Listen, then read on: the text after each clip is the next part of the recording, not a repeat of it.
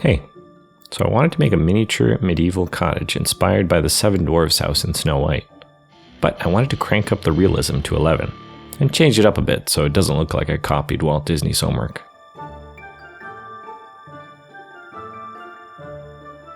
I start most of my projects in Blender these days since it lets me model out and tweak the overall dimensions easily before starting to build things physically. The shape of the house is rather simple, so I'm going to be adding a little tower here on the left side. Now usually I would just cut this out of some cardboard or foam core to make up the walls, but I wanted to try something new for this build. I exported all the flat pieces as SVG and took them to my local makerspace's laser cutter. Now this big CO2 laser is a lot more powerful than the diode laser I have at home, and it can cut thicker plywoods like this 4mm stuff I got at the Blue Box store. I think it's finished cutting. I think I need to work on my focus or cut settings, since not all the pieces cut cleanly all the way through. It might be due to the plywood being a bit warped, as it didn't sit perfectly on the flat laser bed. In any case, it's just a matter of quickly cutting away some of the wood fibers, and they all popped out. Now the main advantage of making this from plywood is going to be its durability. Foam core is easy to work with, but you can crush and ding it sort of easily. I'm pretty sure this can be sat on and it's likely going to be fine. With a mix of wood glue and super glue for a quick grab, I assembled a simple floor plan. In future builds, I'm going to see if I can make these into box joints rather than butt joints for added durability. Let's elevate this to the next level by introducing the Paw Patrol cinematic universe. This came from the back of one of those mega sticker packs that toddlers seem to enjoy. Stickers are something that kids value to an irrational degree, but I'm getting sidetracked here.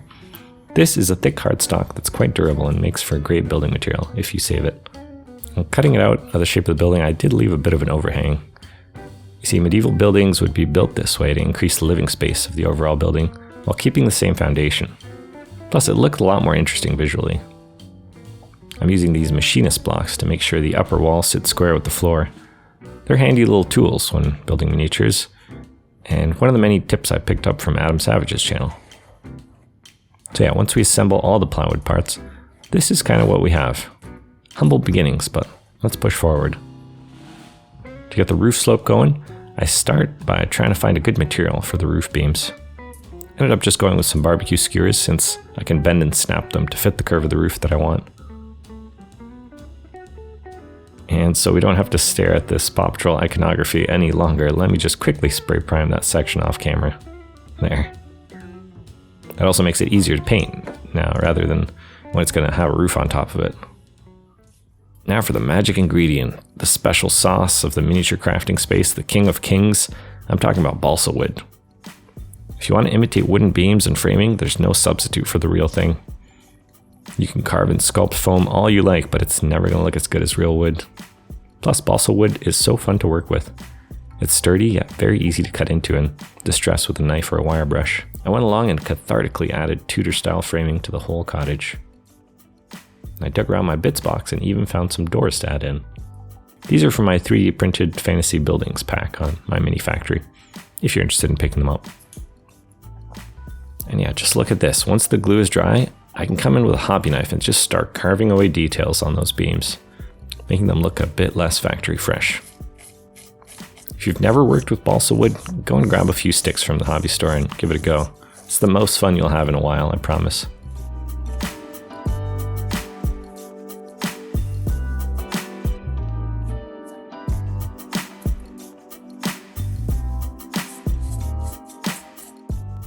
Here I'm making little support struts that are going to make up the visible roof details.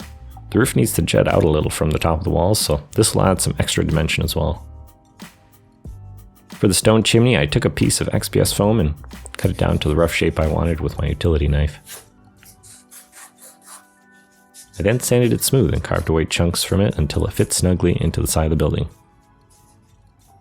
For this to be up to code, I extended the top of the chimney past the top of the roof on the far side. Did they even have building codes in medieval times? Probably not, but they probably had common sense, so this tracks. The chimney topper is taken straight from my random plastic bits box. Probably from an old horizontal blinds mechanism, I think. Before we proceed, this is an excellent time to stain the balsa wood beams.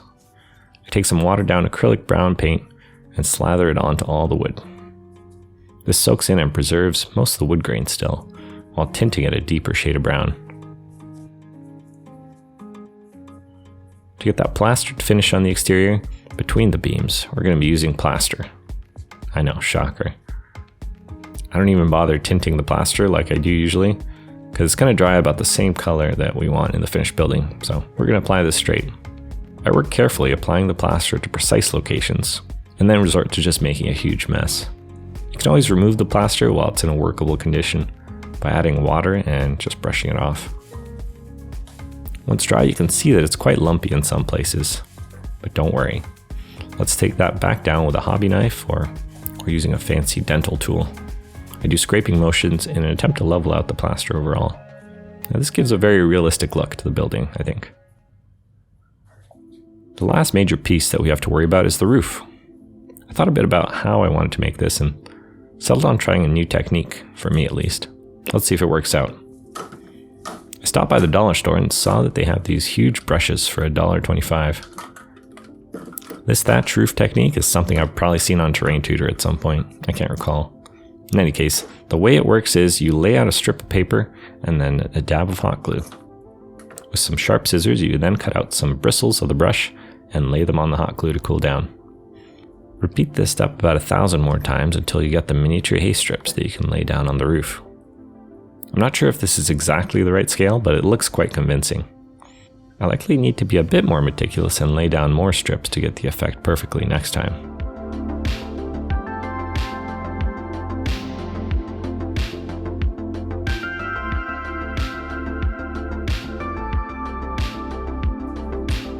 I absolutely gave this thing a haircut too, snipping off loose strands here and there until the building got the proper barbershop experience.